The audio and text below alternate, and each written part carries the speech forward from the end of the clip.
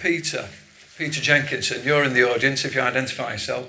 Peter's got a question he wants to ask about devolution and SMEs. Do you want to ask that question, Peter, to get us rolling? Can you hear me at the front? Yeah. Devolution is clearly going to have a huge impact on the region and the economy surrounding in Manchester and surrounding Manchester. How can SMEs in the region best engage with devolution? Okay, I don't know if anybody wants to have a go at that to begin with. Simon. Thanks, Mike. Thanks, Peter.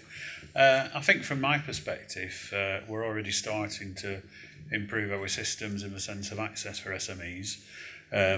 Certainly Greater Manchester HSN has established quite an effective system for SMEs to register their interest in actually supplying the NHS. And I know that the other local authorities within Greater Manchester, through the work of AGMA, have done a really good job, I suppose, opening up access and making sure that those opportunities are actually visible.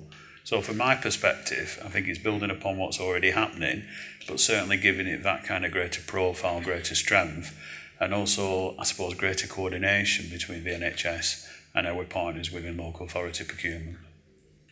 Sound? Yeah, it's a good question. I think devolution is wider than health and social care.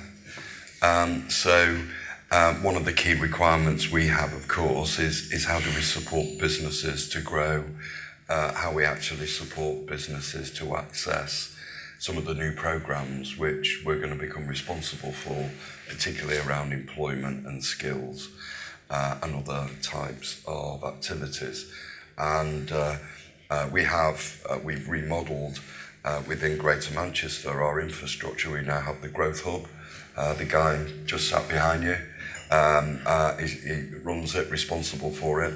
And one of the things we have to do, I think, increasingly, as we take more responsibilities on, and at the moment we're on health social care, we're working towards 1st of April next year, before we actually take responsibilities on, is to actually ensure that as many SMEs as possible are aware of the full range of opportunities, and that's something which you're going to see a lot more of over the next few months. More information, very specific access opportunities, which we'll be promoting. Jez, you've seen it from your end of the telescope, as it were, as a leader of an SME organisation. How can we improve our mechanism for engaging with SMEs? Well, it's interesting to hear how things could change, and I really do hope they have, because Start have spent 5 years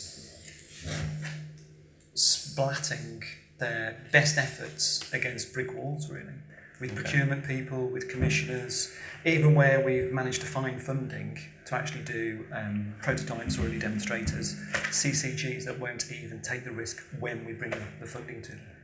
Okay. So for us, it's just been, as passionate as we are about this one idea that we found, and we've spent years researching and perfecting, and we've created a pixel demonstrator.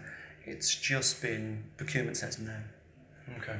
Well, one of the pieces of work that forms the wider Devo programme of work is the design of a new partnership called Health Innovation Manchester.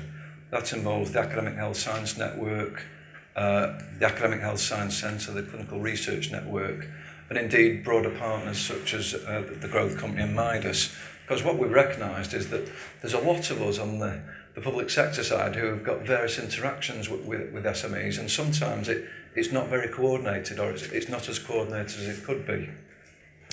So bringing that partnership together and ensuring that we work as seamlessly as possible, it should certainly improve our ability to support engagement with SMEs. Yeah. I'm sorry to interrupt. We've got a bit of feedback going on, but one of the things that kind of really frustrates me is that there isn't any one place that SMEs can actually talk to. They can't take it. I mean, procurement's great for buying things if you know what you want. Yeah.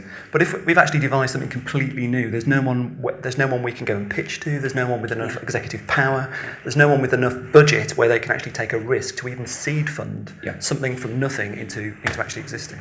The work of the Academic Health Science Network is focused in that area, and we're shaping a piece of work with colleagues from the Manchester Growth Company to ensure that there's a a source of funding there for supporting prototyping and also an accelerator fund as well. And intelligent commissioning as well is what we're really looking for. Yeah, absolutely, absolutely. One of the benefits, I think, of Devolution Manchester will be the opportunity to, when SMEs engage with the NHS, to make sure that it's simplified, that ideally we've got a single gateway of decision making, which is part of the Greater Manchester arrangements. I appreciate the frustration you have in terms of the many doors you need to knock on when you approach the NHS. That's a characteristic of the NHS, isn't it? It sometimes looks like a map of the Balkans. Yeah, when people so hopefully the devolution arrangements in Greater Manchester will be the opportunity to ensure that SMEs in particular have a single doorway to go through. That'd be lovely, because over the years, I mean, people talk about, you know, the ecosystem, which makes me cringe slightly, because there are so many different organisations which seem to overlap, and you kind of get passed round from one to the other. But it all really comes down to those people haven't got the executive authority to say, yes, we're going to do this, or indeed the money. Okay, so Jez has set us a challenge there. But you can prove me wrong. Challenge up. Okay. More questions, please.